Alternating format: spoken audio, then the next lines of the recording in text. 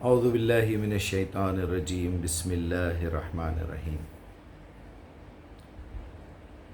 ہم قرآن کے اصول و مبادی پر 10 سوالات کے جوابات ریکارڈ کر رہا ہوں میں، تو آپ سن رہے ہیں، اسی لیے میں نے ہم کا لفظ استعمال کیا ہے۔ اس کا پہلا سوال تنزیل، دوسرا سوال ترتیب، تیسرا سوال قرآن کی تنزیل کا مقصد کیا تھا، اللہ نے کیوں نازل کی، چوتھا سوال قرآن کے نزول اور اس کے مخاطب صرف عرب ہی کیوں تھے، کوئی بھی انسان کبھی بھی کسی بھی عمر یا کسی بھی لیول کا کیا قرآن کو بیچ میں سے نکال کے پڑھ سکتا ہے۔ یہ 5 سوالات کے جوابات میں دے چکا ہوں۔ آئیے چھٹے سوال کی طرف۔ کیا قرآن صرف عربوں کے لیے ہے اور اسی زمانے کے لیے تھا؟ اسی سے ملتا جلتا سوال ہے۔ تو اس کا جواب یہ ہے کہ چونکہ اللہ تعالیٰ نے آدم علیہ السلام کو عربی زبان سکھائی تھی، دنیا پھیلتے وہ زبان بگڑتی گئی، چنانچہ آپ کوئی بھی زبان لے لیجئے وہ آپ کو بگڑتی ہوئی نظر آئے گی۔ جیسے ہم اردو بولتے ہیں پرسوں، تو یہ پرسوں کیا ہے؟ پھر میں کھڑا ہوا تھا، میں بیٹھا ہوا تھا، میں لیٹا ہوا تھا، اس کو بگاڑ کے کیا کر دیا گیا؟ میں کھڑے ہوا تھا، میں بیٹھے ہوا تھا، میں لیٹے ہوا تھا۔ تو یہ بیٹھے ہوا تھا کو آپ لکھ نہیں سکیں گے، میں کھڑے ہوا تھا نہیں لکھ سکیں گے آپ۔ تو یہ زبان کا جو ہے بگاڑ ہے۔ اگر اسی طرح یہ بگڑتی رہی تو لکھنے والے آگے جا کے، جس کو الف ب ت سکھا دیا گیا، تو وہ آگے جا کے اپنی کوئی کتاب لکھے گا تو وہ یہی لکھے گا کہ میں کھڑا ہوا تھا نہیں لکھے گا، میں کھڑے ہوا تھا لکھے گا۔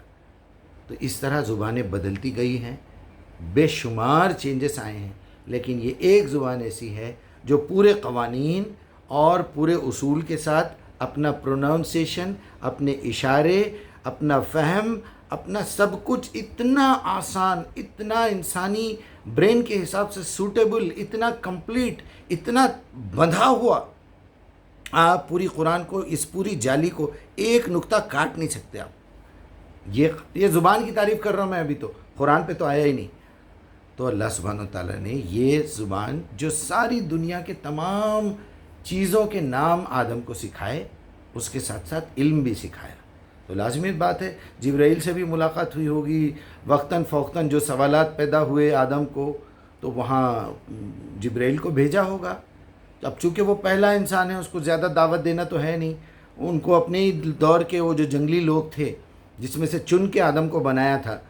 یہ تو ایک الگ موضوع ہے ایولیوشن کا، لوگ سمجھتے ہیں آدم پہلے انسان ہے، آدم پہلے انسان نہیں ہے، اس سے پہلے کئی انسان رہ چکے ہیں جنگلی، اسی لیے فرشتوں نے اعتراض کیا تھا، یہ تو آپس میں خوریزیاں کر رہے تھے، ہم نے دیکھا ہے، لیکن اب آپ ہمیں اس آدمی کو سجدہ کرا رہے ہیں، اب اس کی نسل یہاں سے نکلے گی، اس کی ہر بات ہمیں سننی ہے۔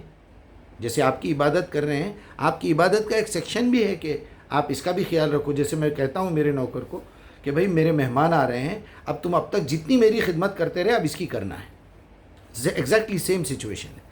چنانچہ سوال نمبر 6 کہ یہ کیا اسی زمانے کے لیے ہے؟ تو پھر ہم کو پڑھنے کی ضرورت ہی نہیں ہے۔ اگر یہ کتاب، میں وہی پہلے والے موضوع کی بات کروں گا کہ میرے دل میں جب تک تڑپ نہ ہو کہ مجھے اللہ سے بات کرنی ہے، بھائی مجھے جواب چاہیے، وہ میرے سامنے نہیں آ رہا ہے، میں کیا کروں؟ وہ میرے سے بات نہیں کر رہا ہے، مجھے سوتے ہوئے کوئی خواب نہیں آ رہا ہے، آ بھی رہا ہے تو عجیب عجیب میری کیفیت ہو رہی ہے، میں مر گیا ہوں، میں کہیں سے گر گیا ہوں، کوئی مجھے مار دیا ہے، میری امی کا کبھی انتقال ہو گیا ہے، کبھی میرے بچے کا ایکسیڈنٹ، اس طرح کے خیالات آ رہے ہیں مجھے، کوئی مجھے لوٹ رہا ہے، کوئی میرا منہ دبا رہا ہے، تو یہ پاور کہاں سے ہے؟ تو میں اس تلاش میں جب نکلوں گا تو ایک کتاب مجھے ملے گی جس کے بارے میں دنیا گواہی دے گی کہ دیکھو بھائی یہ کتاب کے جیسی کوئی کتاب نہیں، جھوٹے سب جھوٹے، کتاب بالکل سچی ہے، کیونکہ بغیر چیک کرے کے بول رہے ہیں تو جھوٹا ہے، قرآن اس کی گواہی دے رہا ہے۔ سورہ نمبر 63 منافقین، پہلا ہی نمبر، اذ جاءکم المنافقون اذا جاءک المنافقون قالوا انک رسول اللہ واللہ یعلم انک رسول اللہ، اللہ کو معلوم ہے آپ اللہ کے، ولیکن الکاذبین یعنی المنافقون الکاذبون واللہ یشہد۔ خیر، اس کا آسان جواب تو یہی ہے کہ یہ ہر زمانے کے لیے ہے، قیامت تک کے لیے ہے۔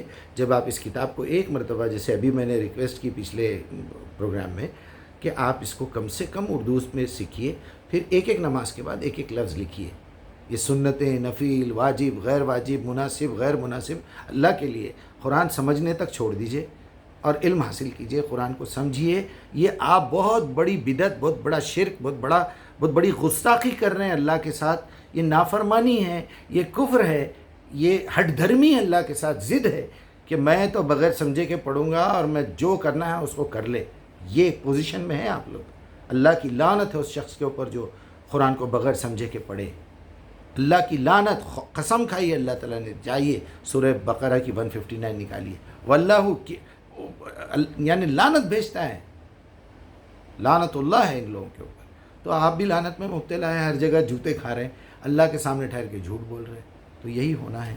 تو اپنے آپ کو اللہ کے عذاب سے بچائیے۔ آپ کے پاس کوئی چارہ نہیں ہے، یا تو اس کتاب کو مان کے ہاتھ میں لے لیجئے، یا کمپلیٹلی چھوڑ دیجئے اور بولیے دنیا کو، دھوکہ مت دیجئے میں مسلمان ہوں، میرا نام محمد مجیب الرحمن ہے، میں فلاں کا بیٹا ہوں۔ یہ سب جھوٹی باتیں، اگر آپ قرآن کو نہیں سمجھ رہے تو ایسا مت کیجئے۔ السلام علیکم۔